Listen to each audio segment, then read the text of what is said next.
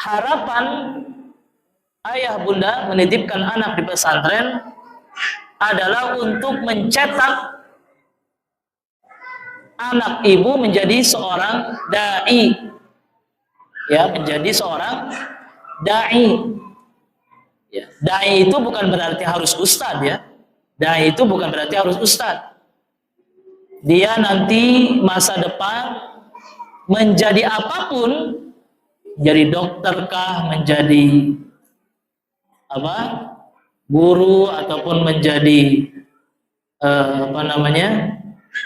seorang pengusaha, seorang pebisnis, tetap dia harus menjadi dai. Dai itu adalah mengajarkan kebaikan kepada orang lain, ya. Apalagi kalau memang harapan ibu ingin agar anak ibu menjadi ustadz misalnya, atau menjadi ulama, nah, itu lebih baik lagi, karena kebutuhan masyarakat kepada ustadz itu sangat besar, Bu. Sangat besar, ya. Kalau untuk calon dokter banyak, Bu. Calon pengusaha banyak, calon arsitek banyak. Tapi untuk calon ustadz, calon kiai, calon ulama itu sangat sedikit, stoknya itu sangat sedikit gitu. Yang pesantren pun belum tentu jadi ustadz. Ya, yang belajar di sini belum tentu semuanya jadi ustadzah, belum tentu jadi ustadz. Ya. Makanya kalau memang diharapkan kepada anaknya agar menjadi seorang guru misalnya, atau jadi seorang alim, itu sangat diutamakan, karena kebutuhan masyarakat itu sangat besar kepada sosok seorang dai atau ustadz yang mengamalkan ilmunya, ya.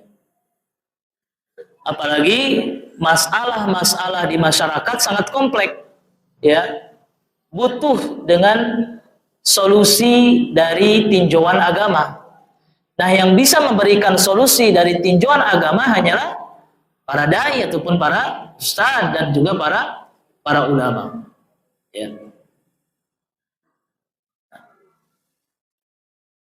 Dan Allah Subhanahu wa taala menjelaskan di dalam surah At-Taubah ayat 122, "Wa ma kanal mu'minuna liyanfiru kafah."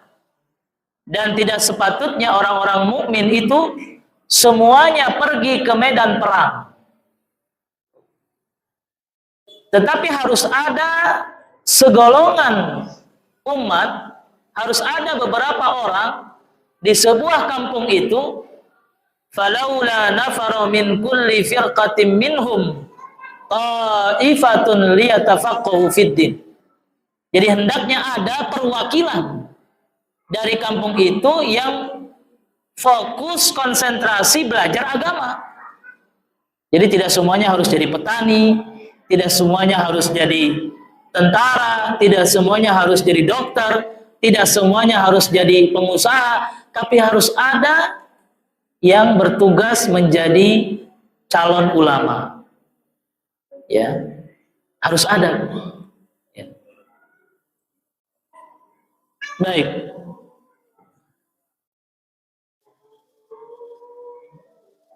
bahkan di dalam Mausu'ah Al-Fiqhiyah dijelaskan, walladzina dinullaha alaih, dan yang menjadi keyakinan kita, ya, annahu la budda an yakuna fil ummah ulama mutakhassisuna ala ilmin. Harus ada di umat ini lahir ulama-ulama yang khusus, ya, yang ahli di dalam mempelajari Al-Qur'an dan mempelajari sunnah Nabi sallallahu alaihi wasallam serta memahami pemahaman para sahabat. Harus ada, katanya, ya. Apalagi di zaman dahulu itu muncul sosok-sosok ulama yang besar. Al-Imam Asy-Syafi'i, Al-Imam Malik, Imam Abu Hanifah, Imam Nawawi. Di zaman sekarang tentu menyiapkan sosok-sosok seperti mereka itu sangat sulit di zaman sekarang ini. Minimal orang tuanya mendorong, memotivasi agar anaknya menjadi calon-calon ulama yang bisa memberikan solusi untuk umat, ya. Dan kita butuh kader-kader, bibit-bibit unggul, Pak. Ya, bibit-bibit unggul agar mereka bisa diarahkan menjadi ulama besar, ya, di masa yang akan datang. Ya, jangan sampai pesantren itu ya seperti tempat pelemparan anak bermasalah. Nah, itu sering, Bu. Ya, pesantren itu jadi tempat pelemparan anak-anak yang bermasalah. Jadi kadang-kadang anak-anaknya diarahkan oleh orang tuanya masuk ke sekolah umum, ke sekolah negeri, di sini bermasalah, diancam sama orang tuanya. Awas ya, Dek, kalau nggak serius mama masukkan kamu ke pesantren. Diancam begitu sama ibunya. Ya, sehingga bagaimana akan muncul sosok ulama besar kalau orang tuanya menjadikan pesantren pilihan terakhir. Bagaimana bisa muncul sosok-sosok yang hebat? Ya, artinya ilmu agama pun butuh orang-orang yang cerdas gitu. Anak-anak yang cerdas diarahkan untuk pesantren, insya Allah akan menjadi itu. Tapi tidak merendahkan, ya, tidak merendahkan anak-anak yang berkebutuhan khusus. Ya, artinya di pesantren juga bagus, lebih baik begitu. Seperti itu. Baik, itu yang pertama. Yang kedua, harapan orang tua yang ketiga adalah ingin memiliki anak yang soleh. Betul tidak, Ibu? Betul tidak, Ayah? Tujuan memasukkan anak ke pesantren ingin memiliki anak yang soleh. Setuju, Ibu, ya? Baik. Ya.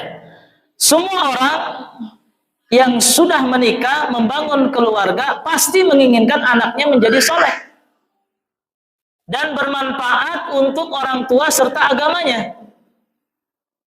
Karena anak akan jadi penyebab bagi orang tua yang akan mendapatkan manfaat dari anaknya lewat doa dan amalannya.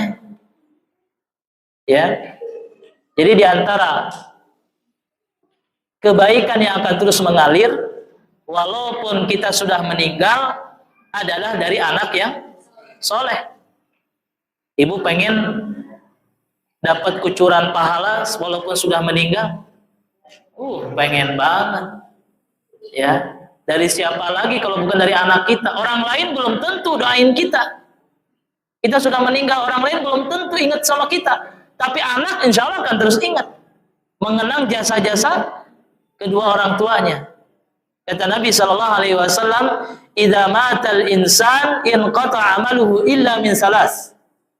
Seseorang itu jika meninggal maka akan terputus semua amal kebaikannya kecuali dari 3 perkara. Yang pertama adalah sedekah jariah.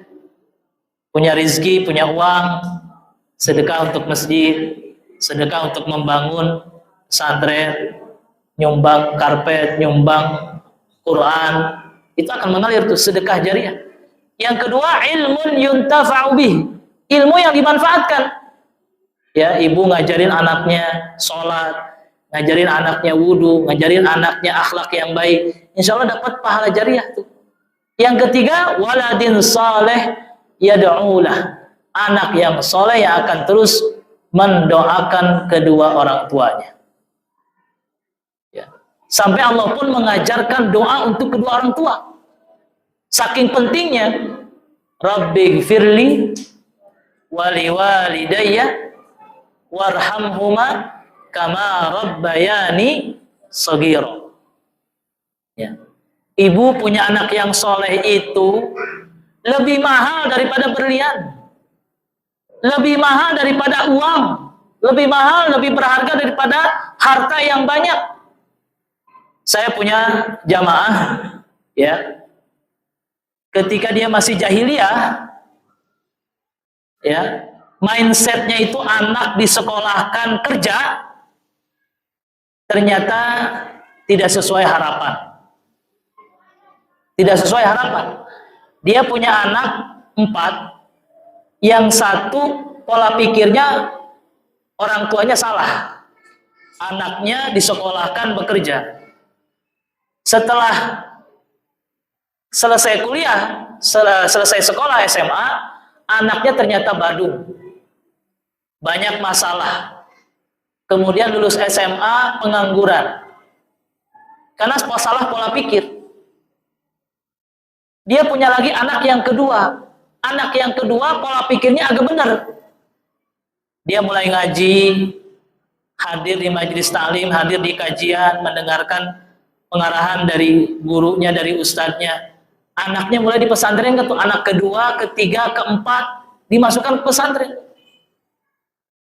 Dia merasakan betapa lebih bahagia daripada anak pertama.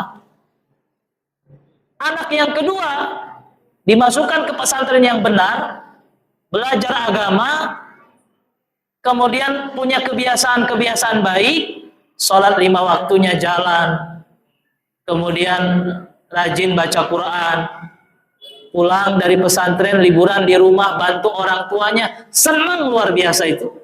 Orang tua tuh senang, ya, lebih berharga daripada harta yang banyak, ya.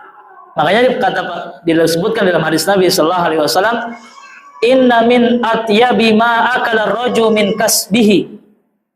Sesungguhnya di antara harta yang paling baik tuh, harta yang paling baik yang didapatkan oleh orang tua, wa waladuhu min kasbihi, yaitu mendapatkan anak yang soleh, anak yang baik, ya, hasil jerih payah orang tuanya, ya.